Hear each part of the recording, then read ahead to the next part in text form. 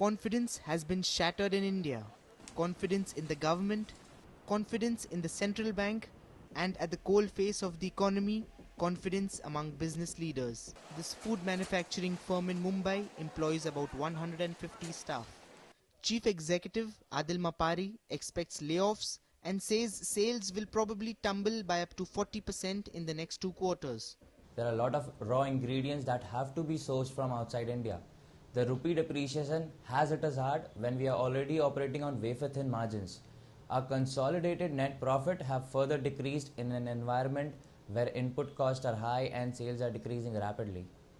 A 12% depreciation in the Indian rupee this year, the result of an unprecedented trade deficit, has hiked the price of imported raw materials. While the government figures out how to repair the economy, companies like Gammer's Manufacturing are forced to cut costs at the expense of their employees. We are trying very hard to reduce the impact of rupee on our margin by cutting back on the amount of imported part we use in our products. We have also been forced to lay off certain employees to reduce the pressure on our margins.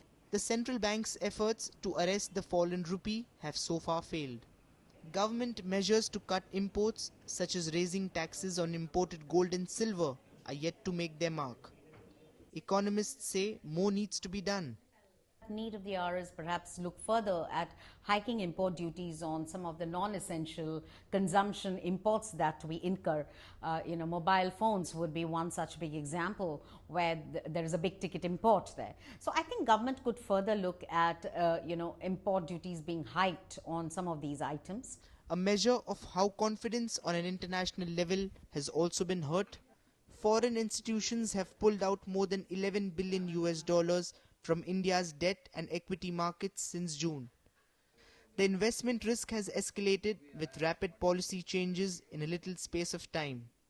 Uncertainty over monetary policy is a particular concern to investors. The near-term sentiment is very bleak, but once the RBI mentions the kind of tolerance band they have for the rupee movement, and once that band is maintained by the rupee, and there is also clarity on the interest rates in the next 3 to 4 quarters, the investors will again get interested in the Indian market. On the factory floor, business is grinding slower as the government and the central bank wrestles with impatient global investors. The crisis of confidence that is causing job losses and lower profits is unlikely to be resolved until stability in policy is returned. Murtaza Merchant, Channel News Asia in Mumbai.